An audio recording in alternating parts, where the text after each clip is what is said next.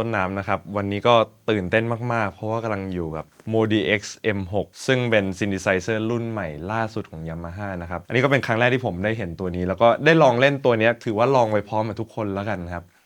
บตื่นเต้นเหมือนกันครับผมค่อนข้างเชื่อว่าทุกคนเนี่ยจะคุ้นเคยกับ Modi X อยู่แล้วก็ทุกคนจะรู้ว่า Modi X เนี่ยจุดเด่นของมันเนี่ยเป็นคีย์บอร์ดที่อยู่ที่ไหนก็รอดก็คือไม่ว่าคุณจะเล่นสไตล์อะไรเนี่ยคือมันรอดในทุกสถานการณ์และที่สำคัญมันเป็นคีย์บอร์ดรุ่นที่มันน้ำหนักเบาแล้วก็แบกไปเล่นได้ง่ายครับแต่ทีนี้เนี่ยไอตัวนี้มันอัปเดตใหม่อย่างแรกเราจะให้ดูหน้าตามันก่อนก็คือเราจะเห็นว่าโลโก้ตรงนี้นะครับไม่ใช่เป็นโทนสีน้ำเงินและเป็นโทนสีแดงซึ่งดีไซน์เครื่องเนี่ยก็จะค่อนข้างเหมือนกับ Montage M6 เป็น Montage ตัวล่าสุดของ Yamaha นะครับรุ่นนี้เนี่ยจะมีขนาดที่เล็กกว่า Modi X รุ่นเก่าแล้วก็พลาสติกเนี่ยผมรู้สึกว่ามันมีความคอมแพคมากและที่สำคัญตัวนี้เบาครับน้ำหนักเพียงแค่6โลนิดๆสำหรับใครที่ต้องการเครื่องที่มันแบกไปเล่นสะดวกเหมือนแบกมอนทาร์ดแบบสะพายได้ในเรื่องของคีย์นะครับก็ในรุ่นเก่าเนี่ยมันจะเป็นเซมิเวทธรรมดาแต่ตัวนี้เนี่ยจะเป็นเซมิเวท FSB คีย์บอร์ดนะครับจริงๆหลายๆคนที่เล่น Modi X ตัวเก่าเนี่ยก็อาจจะเคยเล่นแล้วรู้สึกว่ามันจะตื่นเต้นนิดนึงเพราะว่ามันจะลื่นมือหน่อยแต่ว่าไอตัวนี้เนี่ยพอเล่นแล้วเนี่ยรู้สึกว่าโอกาสที่เราจะเล่นฉลับเนี่ยมันน้อยลงมากเพราะฉะนั้นอันเนี้ยแก้ไขปัญหาได้ดีมากและมันค่อนข้างที่จะใกล้เคียงกับทัชชิ่งของ Montage 6อยู่ครับแต่อาจจะไม่ได้เหมือนกันซะทีเดียวแต่ว่าใกล้เคียงมากขึ้นครับ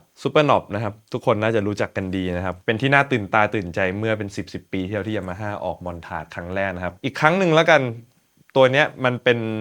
ป็นไฮไลท์ของมันเพราะว่ามันสามารถที่จะตั้งค่าออโตเมชันหลายๆอย่างให้มันอยู่ในปุ่มนี้ปุ่มเดียวได้แทนที่เราจะต้องเหมือนปรับเฟดเดอร์หลายๆอันเนี่ยเราสามารถที่จะยิงคำสั่งแล้วก็ตั้งค่าให้ Super Knob ทำคำสั่งต่างๆได้ไม่ว่าจะเป็นการออโตเมตเอฟเฟกต์หรือว่าเป็นการเพิ่มเลเยอร์ของเสียงหนึ่งขึ้นมาหรือลดเลเยอร์เสียงหนึ่งลงไปอะไรอย่างเงี้ยครับ Super Knob ก็สีสวยขึ้นนะครับเดิมทีเนี่ยเราจะมีปุ่มที่กดเพื่อที่จะเป็นช็อตคัทไปที่ Super Knob แบบฝั่งซ้ายสุดหรือฝั่งขวาสุดแต่ในตัวเนี้ยเพิ่มมาคือเรามี middle ด้วยคือพอกดปุ๊บค่า Super Knob จะเป็นตรงกลางครับแล้วก็จะมีปุ่มใหม่นะครับคือปุ่ม jump page นะครับก็ทำให้เราเปลี่ยนหน้าเลยได้สะดวกมากขึ้นครับทีนี้เรื่องต่อมาที่เพิ่มเติมก็คือเดิมทีครับในส่วนของเฟดเดอร์น็อบตรงโซนเฟดเดอร์ครับใน Modi X รุ่นเก่าเนี่ยจะมีแค่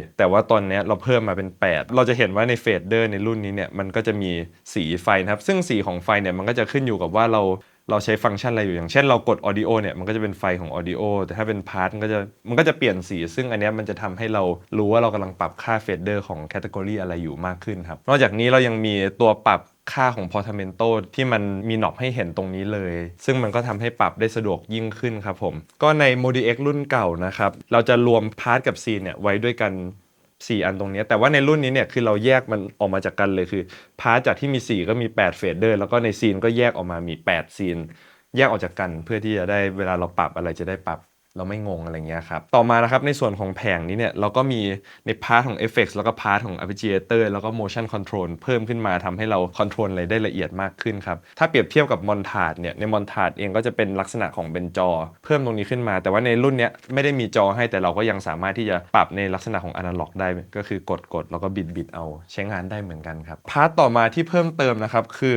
อไอตัวที่มันหมุนอันเนี้ยปกติมันจะมีด้านล่างที่เอาไว้ปรับซ้ายขวาอันเนี้ยเราก็คือเอามารวมให้มันอยู่ข้างบนไปเลยมันก็จะปรับง่ายขึ้นอีกอันนึงที่ผมชอบมากๆเลยก็คือเรามีปุ่มช็อตคัทที่จะเป็นชิฟแล้วก็กดเข้าไปปรับเอฟเฟกต์ตรงนี้ได้เลยครับซึ่งใน Modi X รุ่นเก่าเนี่ยเวลาเราจะตั้งค่าเอฟเฟกต์อะไรพวกเนี้ยคือเราจะต้องเหมือนกดเข้าไปในเสียงแล้วก็เข้าไปหลายๆหน้าเพื่อที่จะไปปรับแต่ตัวนี้เนี่ยคือเรากดเข้าไปตรงนี้ได้เลยซึ่งมันสะดวกมากขึ้นเยอะมากๆแล้วก็จะเปิดจะปิดจะ bypass effect อะไรเงี้ยก็สามารถทำได้สะดวกมากขึ้นครับแล้วก็ฟังก์ชันหลายๆอย่างอันเนี้ยมันก็จะเป็นฟังก์ชันที่เป็นอันเดียวกับ Montage เลยครับอีกอันนึงนะครับก็คือเรามีปุ่ม Split ซึ่งเดิมทีเนี่ยคีย์บอร์ดหลายๆรุ่นเนี่ยมันมีกันอยู่แล้วแต่ว่า Modi X รุ่นเก่าเวลาเราจะตั้งค่า Split เนี่ยเราจะต้องเข้ามาในหน้า performance page แล้วก็มานั่งกดอะไรเงี้ยครับซึ่งอันนี้ก็ดีเลยครับที่เขาให้เรากดตรงนี้ได้เลยสะดวกขึ้นมากๆครับผมหน้าจอนิดนึงแล้วกันก็เราจะเห็นว่ามันเป็นสีแบบใหม่อันนี้คือสีเหมือน Montage M เลยก็คือแบ็กกราวด์ก็จะเป็นสีดำแล้วก็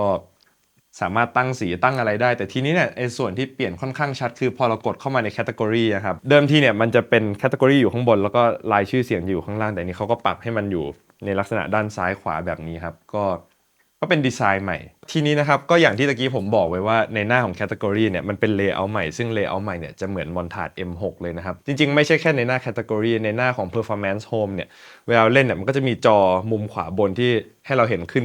เนี่ยครับแบบว่า อันนี้ก็เป็นตัวที่เพิ่มขึ้นมาเหมือนกับ Montage นะครับแล้วก็ในพาร์ทของการปรับเอฟเฟกต์อะไรเองหรือว่าในพาร์ทของการตั้งค่าข้างในเนี่ยมันก็มีหน้าตาที่เหมือน Montage ครับแล้วนอกจากนี้นะครับจอเนี่ยก็เหมือนจะกดแล้วมันตอบสนองได้เร็วขึ้นแล้วก็เปลี่ยนเสียงได้คล่องมากขึ้นครับอีกเรื่องหนึ่งครับที่เป็นเรื่องเล็กๆแต่เรื่องใหญ่ละกันก็คือในเรื่องของปุ่มชิปนะครับเราจะเห็นว่าเจ้าเครื่องนี้เนี่ยด้วยความที่มันมีจออยู่ตรงกลางมันก็จะเหมือนค่อนข้างที่จะถูกแบ่งการควบคุม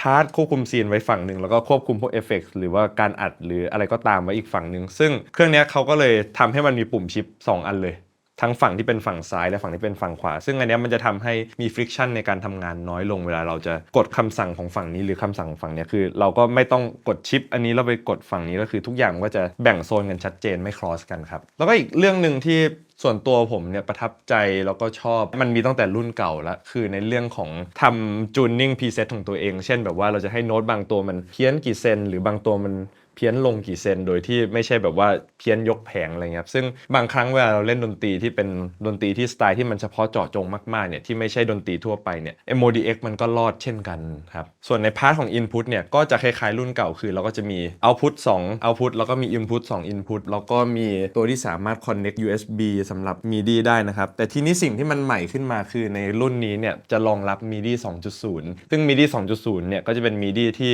มีค่าความละเอียดไม่ว่าจะเป็นในเรื่องของ velocity ที่ละเอียดขึ้นหรือว่าค่า automation ใน mode view หรือว่า pitch bend ที่ละเอียดยิ่งขึ้นครับผมในส่วนของอะแดปเตอร์เนี่ยก็จะเป็นอะแดปเตอร์แบบใหม่ก็จะไม่เหมือนรุ่นเก่านะครับเราพูดถึงภายนอกเครื่องแล้วเรามาดู Engine ที่ขับเคลื่อนเสียงของเครื่องนี้กันนะครับเครื่องนี้หลักๆแล้วเนี่ยก็จะมีหลาย Engine ด้วยกัน Engine แรกนะครับคือ AWM2 นะครับก็จะเป็น Engine ที่เป็นลักษณะพวกเสียงตระกูล Acoustic Piano หรือว่าเสียงเครื่องดนตรีที่แซมเปิลมาที่ต้องการความละเอียดและความสมจริงครับ Engine ที่2ก็จะเป็น Engine FMX นะครับซึ่งแน่นอนเราก็รู้อยู่แล้วว่า Yamaha เนี่ยรุ่นตำนานของเขาคือพวก Yamaha DX7 ซึ่ง FMX เนี่ยก็จะเป็นเสียงแซมที่เป็นลักษณะเสียงตระกูลเหล่านี้ครับสุดท้ายนะครับก็จะเป็น ANX นะครับซึ่งเป็นตัวใหม่ผมแฮปปี้มากที่มันมี ANX เพิ่มขึ้นมาแม้กระทั่ง Montage หรือว่า MODX รุ่นเก่าเนี่ยมันเจ๋งมากอยู่แล้วแต่มันจะมีเรื่องหนึ่งคือบางทีผมต้องการจะไปปรับ Oscillator Sin หรือไปปรับอะไรพวกนี้มันจะยังไม่สามารถทำได้แต่เจ้าตัวนี้นะครับMODX M6 หรือแม้กระทั่ง Montage M6 ด้วยก็ตามเนี่ยได้เพิ่ม Engine นี้เข้ามาเป็นการจำลองเสียง Analog Sin ครับซึ่งก็ทำได้ดีมากๆแล้วก็ปรับได้ละเอียดมากๆเช่นกันครับฟังก์ชันตัวนี้มันเป็นไฮไลท์ของมันคือ SSS นะครับหรือว่าเป็น seamless นะครับก็คือเวลาเราเล่นจากเสียงหนึ่งแล้วเราเปลี่ยนเสียงไปเสียงหนึ่งเนี่ยเสียงมันจะไม่ขาดจากกันซึ่งหลายครั้งเวลาเราเล่น live performance เนี่ยเรามีเสียงหนึ่งค้างอยู่เราจะเปลี่ยนเป็นเสียงใหม่เนี่ยบางทีเรากดปุ๊บมันจะขาดแต่ว่าตัวเนี้ยขับเคลื่อนอยู่เสียงมันก็จะต่อกันได้เลยโดยที่ไม่ขาดจากกันครับ motion control หรือ MC นะครับซึ่ง motion control เนี่ยเป็นการที่เราทำ automation หลากหลายพารามิเตอร์ไม่ว่าจะเป็นการลดพาร์ทหนึ่งแล้วเพิ่มอีกพาร์ทหนึ่งหรือเพิ่มเอฟเฟกต์ลดเอฟเฟกต์หลายๆคำสั่งในเวลาเดียวกันผมก็รู้สึกว่าทุกอย่างเนี่ยมันทำงานได้เหมือน Montage มากเพราะว่า Yamaha เนี่ยก็ได้เคลมไว้ว่าจริงๆแล้วเนี่ยมันเป็นเฟิร์มแวร์เดียวกับ Montage เลยครับ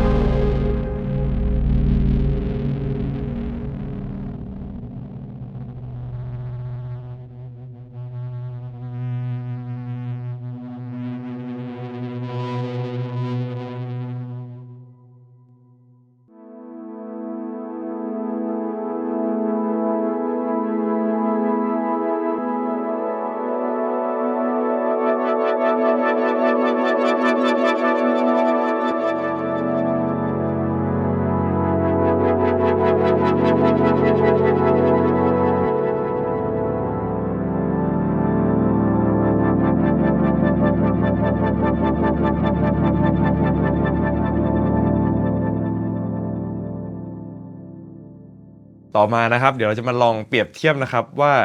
Engine SSS เนี่ยมันส่งผลกับการเปลี่ยนเสียงยังไงบ้างครับ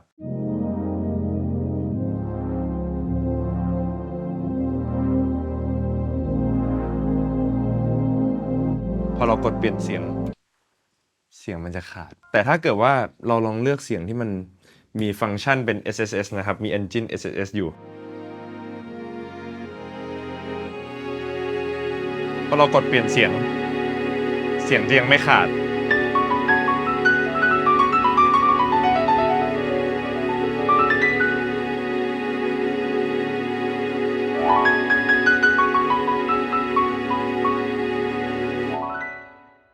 อันนี้เป็นความแตกต่างระหว่าง Engine SSS กับไม่มี Engine SSS นะครับเดี๋ยวผมจะลองเอาเสียง Piano CFX2 ครับซึ่งก็เป็นเสียงที่มาใน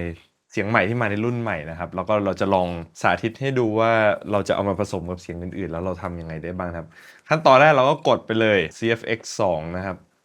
แล้วเราก็กดมาที่ Performance Home พอเรากดปุ่มนี้เข้ามาเนี่ยมันก็จะเข้ามาที่หน้านี้ซึ่งในหน้านี้เนี่ยเราก็จะสามารถที่จะจัดการหลายๆอย่างได้เราสามารถเลเยอร์เสียงเพิ่มได้อีกมากมายแล้วก็สามารถที่จะแบ่งในเรื่องของการสปริตหรือการเลเยอร์อะไรต่างๆได้อย่างส่วนตัวผมบางครั้งเวลาผมแสดงสดเนี่ยมันจะมีกรณีหนึ่งคือเราจะเล่นโดยที่ไม่มีมือเบสนะครับเพราะฉะนั้นพอเราเล่นโดยที่ไม่มีมือเบสเนี่ยเราก็จะต้องสปริตให้ตัวล่างสุดของเปียโนเนี่ยไม่ลงไปถึงตรงนี้เราจะสปริตให้มันขึ้นมาอยู่ตรงตัว D นี้ครับหรือเราจะสามารถทำได้โดยการกดปุ่ม split ซึ่งนี้เป็นปุ่มที่เพิ่มมาใหม่ในรุ่นนี้นะครับหลังจากนั้นแน่นอนเราก็ต้องบวกเสียงที่2ก็คือเป็นเสียงเบสนะครับทีนี้เกร็ดความรู้นิดหน่อยครับก็เวลาเราเข้ามาในเสียงของ Modi X นะครับเราจะเห็นว่าชื่อของเสียงเนี่ยจะมีทั้งชื่อที่เป็นสีน้ำเงินและชื่อที่เป็นสีเขียวครับชื่อที่เป็นสีน้ำเงินเนี่ยแปลว่าในเสียงนั้นเนี่ย1เสียงเนี่ยประกอบไปด้วยหลายๆพาร์ทเพราะฉะนั้นเวลาเราแอดเข้าไปใน performance เนี่ยมันอาจจะไม่ใช่แค่เฟดเดอร์เดียวมันอาจจะใช้หลายเฟดเดอร์เพราะฉะนั้นอันนี้ก็แล้วแต่สะดวกว่าจะเอาแบบไหนดีซึ่งถ้ามันเป็นสีน้ำเงินเนี่ยมันก็จะได้ความละเอียดที่มากกว่าอันที่เป็นสีเขียวแต่ว่าส่วนตัวผมบางทีก็ใช้สีเขียวก็โอเคละแล้วแต่ความสะดวกคนนะครับอันนี้เราก็จะหา electric bass แล้วกันตัวนี้ก็ดีผมก็กดไปพอเรากดมาปุ๊บมันก็จะโผล่มาในหน้า performance home นะแต่ทีนี้เนี่ยปัญหาคือเบสเองเราก็ต้องการให้มันจะอยู่ในย่านเสียงต่ำไม่ได้ต้องการที่ให้มันอยู่ย่านสูงเพราะฉะนั้นเราก็จะสปริตให้ตัวบนสุดของ electric bass เนี่ยมันอยู่ที่ตัว D นะครับซึ่งตอนนี้เราก็ได้2เสียงแล้วคือเราก็จะเห็นว่าในตั้งแต่ตรงนี้ลงมาเนี่ยจะเป็นเสียงเบสแล้วก็ตั้งแต่ตัวนี้ขึ้นมาก็จะเป็นเสียงเปียโนแต่อย่างหนึ่งเลยครับพอเราทำแบบนี้ไปแล้วเนี่ยเสียงเบสเนี่ยเราจะไป transpose มันขึ้น1ออกเทปเนื่องจากว่าตอนนี้มันต่ำมากต่ำเกินไปแล้วก็เนี่ยครับเข้าที่โน้ตชิฟแล้วก็บวกขึ้นไป12เซมิโทนนะครับส่วนอันนี้จะยังไม่ได้เกี่ยวอะไรกับการตั้งค่าในหน้านี้แต่ว่าจะโชว์ให้ดูที่ผมพูดไว้ก่อนหน้านี้ครับเป็นเรื่องของ tuning system นะครับก็ความสนุกมันอยู่ตรงนี้ครับเราสามารถที่จะ custom tuning ตัวเองได้ว่าจะให้ในโน้ต12ตัวใน12 tone low เราเนี่ยแต่ละตัวมันจะมีค่าที่เพี้ยนสูงหรือเพี้ยนต่ำกี่เซนซึ่งอันนี้มันก็จะเหมาะมากสำหรับคนที่ต้องการที่จะทำ hybrid tuning หรือเล่นดนตรีสไตล์ที่มันประหลาดนะครับหรือว่าพวก spectralism music ก็จะสามารถที่จะตั้งค่าให้tuning ตัวนี้มันตรงกับ overtone ที่เราต้องการได้เรากลับมาที่ performance home ตอนนี้เรามี piano split D แล้วก็ bass split ด้านล่างแล้วครับใน octave ที่เล่นสะดวกและที่สำคัญคือเราสามารถที่จะบาลานซ์ความดังของแต่ละอันได้ซึ่งเราก็สามารถที่จะดันจากเฟดเดอร์ได้หรือเราจะหมุนจากน็อปตรงนี้ก็ได้เช่นกันเรามีเปียโนกับเบสเป็นพื้นแล้วเราก็อาจจะต้องการแพดหรือต้องการสตริงนะครับเราก็ทำเหมือนเดิมก็บวกเข้าไปแล้วก็เข้าที่สตริงแล้วก็เลือกสตริงอันไหนก็ได้บางทีผมอาจจะใช้นี่ใช้บัลลัดสตริงนะครับเราเข้ามาในเหมือนกันสตริงเราก็ไม่ได้ต้องการให้มันลงมาชนกับเบสเพราะฉะนั้นเราก็จะตั้งค่าโน้ตต่ำสุดไว้นะครับทีนี้ตอนนี้สตริงมันก็จะอยู่นี่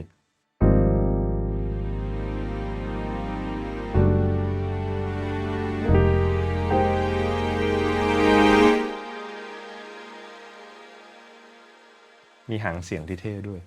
อันนี้เราเอาสตริงไว้3นะครับแล้วก็เพิ่มแพดไว้สำหรับผสมสีอีกแบบหนึ่งนะครับอาจจะเอาคามโอเชียนก็ได้เหมือนกันครับเราก็ต้องตั้งค่าโน้ตต่ำสุดให้มันไม่ต่ำกว่าตัวดีเพราะว่าเดี๋ยวมันจะไปเลเยอร์กับเสียงเบสนะครับอันนี้ก็จะเป็นเสียงเป็นแบบนี้ครับหรือบางทีเราอาจจะต้องการให้แพดเนี้ยมันลอยอยู่ข้างบนเราก็ ทำเหมือนหน้าก่อนหน้านี้เลยก็คือเราก็จะ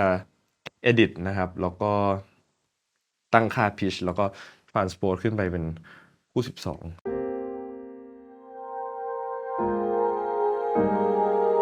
หรือถ้าจะให้สนุกขึ้นไปอีกก็อาจจะลองบวก5เซมิโทนมันก็จะกัดกันนิดนึง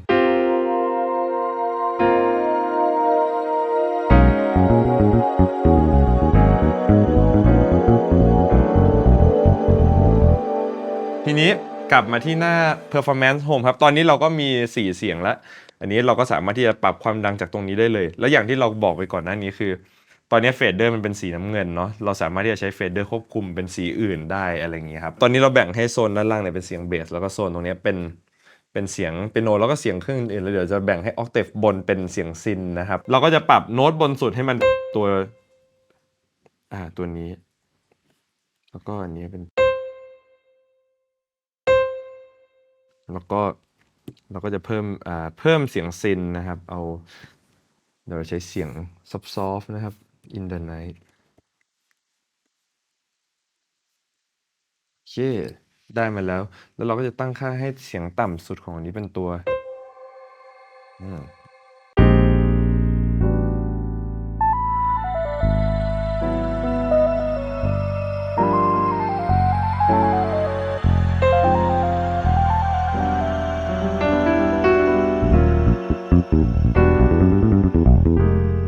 หลังจากที่เราตั้งเสียงเสร็จแล้วเนี่ยให้เรากด store แล้วก็จะขึ้นมาที่หน้า store as new performance นะครับแล้วก็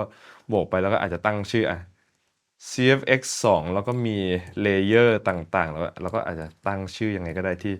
เราจำได้หลังจากที่เราตั้งชื่อเสร็จแล้วเนี่ยเสียงก็จะเข้าไปอยู่ใน library เรานะครับแล้วเราก็สามารถที่จะ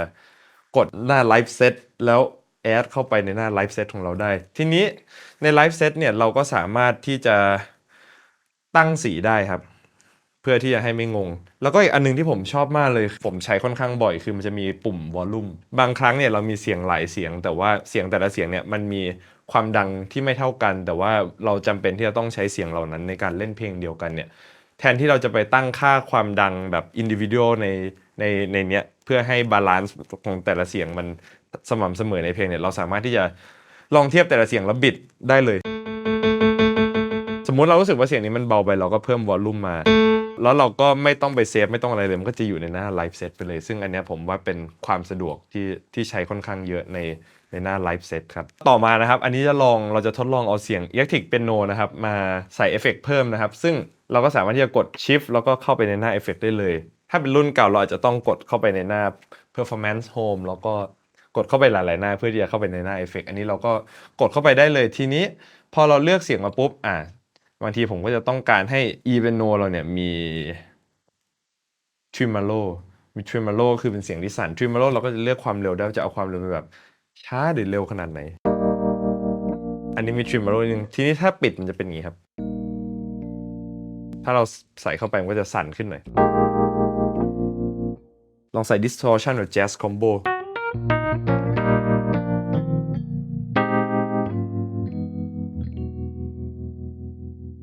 มีเสียงแตกอ่อนๆนะครับแล้วก็จะทำให้เสียงโหลดเรามันเท่ขึ้นนิดนึง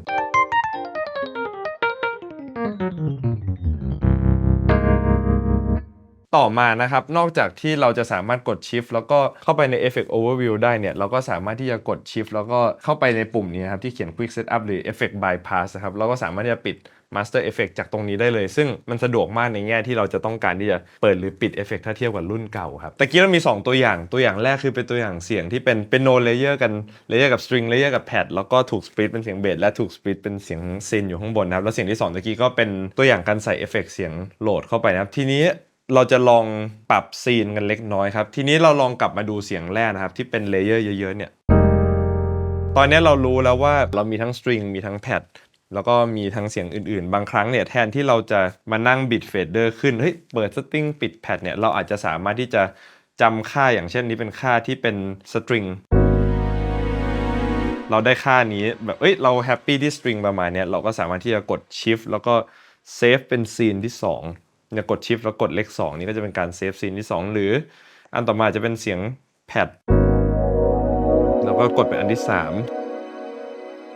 เพราะฉะนั้นตอนนี้ซีนที่1ก็จะเป็นในลักษณะที่เป็นไม่มีเลเยอร์กับเสียงอะไรเลยแล้วซีนที่2ก็คือตะกี้เป็นซีนที่เราเซฟไว้ในลักษณะที่เป็นเลเยอร์กับเสียงสตริงแล้วก็ซีนที่3เป็นเลเยอร์กับเสียงแพดนะครับก็จะเป็นอย่างนี้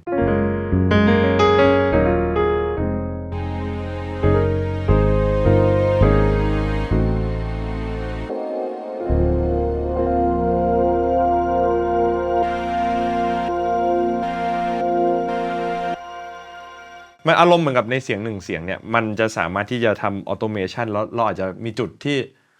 อันเนี้ยเดี๋ยวเราได้ใช้อีกเราก็เซฟในนี้แยกไปเลยมันก็จะเป็นการลดพื้นที่ของหน้าจอ Live Performance แทนที่จะมีหลายๆอันก็มี1อันไปเลยครับโอเคครับก็สรุปนะครับในฐานะที่ก็เป็น First Impression ที่ได้เล่นในวันนี้นะครับแน่นอนครับ Modi X เนี่ยเป็นเครื่องที่เหมาะสำหรับนักดนตรีที่ต้องการที่จะแบกไปแสดงสดเพราะว่ามันน้ำหนักเบาแต่ว่าเครื่องนี้มันมีดีมากกว่าน้ำหนักเบาคือฟังก์ชันของเสียงและฟังก์ชันทุกอย่างเนี่ยมันครอบคลุมมากๆแล้วก็ครอบคลุมในที่นี้ไม่ใช่ครอบคลุมธรรมดาแต่ว่าใช้งานได้แทบจะเหมือนกับ Montage M6 เลยครับแต่สิ่งที่ต่างจาก Montage M6 คือมันเบากว่าแล้วก็อาจจะมีฟังก์ชันบางอย่างที่อาจจะมีไม่เทียบเท่ากับ Montage แต่ว่าฟังก์ชันโดยรวมเนี่ยคือมีครอบคลุมมากๆแล้วเยอะมากๆครับทีนี้มันไม่ได้เหมาะแค่ในการแบกไปเล่นสดอย่างเดียวแต่ว่ามันเหมาะกับการทำเพลงด้วยเนื่องจากว่าเครื่องนี้เนี่ยเขารองรับ MIDI 2.0 นะครับซึ่งจะเป็น MIDI ที่มีค่าละเอียดมากขึ้นเวลาทำเพลงเราอัดเพลงหรือเราตั้งค่า MIDI 2.0 เนี่ยมันก็จะรองรับในดอสมัยใหม่ครับหรือเอาไปเล่นในลักษณะที่เป็นดนตรีแบบ World Music เพราะว่าเนื่องจากว่าเรามีแคตตากรีเสียงที่เป็นดนตรีพื้นบ้านและสามารถที่จะทำ Hybrid Tuning ได้ซึ่ง